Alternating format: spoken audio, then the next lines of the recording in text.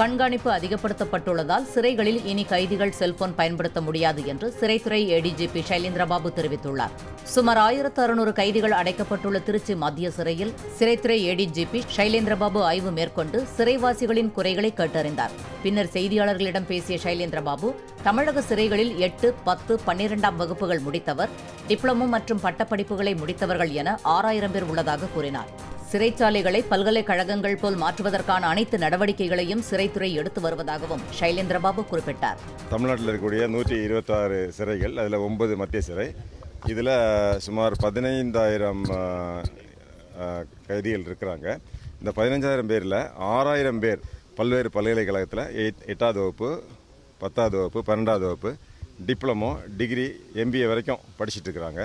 குறிப்பாக சிறைச்சாலைகள் ஒரு பல்கலைக்கழகமாக மாறுவதற்கான எல்லா முயற்சியும் சிறை அதிகாரிகள், டிஐஜி, சூப்பரண்டன்ட்ஸ், அதே மாதிரி ஜெயிலர்ஸ் எல்லாருமே எடுத்துகிட்டு இருக்காங்க. அதுவும் எல்லாமே சிறைச்சாலையில் செல்ஃபோன் யூஸ் பண்ணுறாங்கன்னு சொல்லி ஒரு குற்றச்சாட்டு. எல்லா சிறைச்சாலையும் நாங்கள் இப்போ செக் பண்ணியிருக்கிறோம். அந்த வகையில் யாராவது பயன்படுத்துகிறதா இருந்தால் உடனே அதை கைப்பற்றுறதுக்கும், மேற்கொண்டு அவங்க அந்த செல்ஃபோன் போய் சேராத வகையில் பாதுகாப்பு ரொம்ப இப்போது அதிகப்படுத்தியிருக்கிறோம். இந்த தவறுகள் நடைபெறாத வகையில் சிறை அலுவலர்கள் இப்போ பணியில் ஈடுபட்டிருக்கிறாங்க.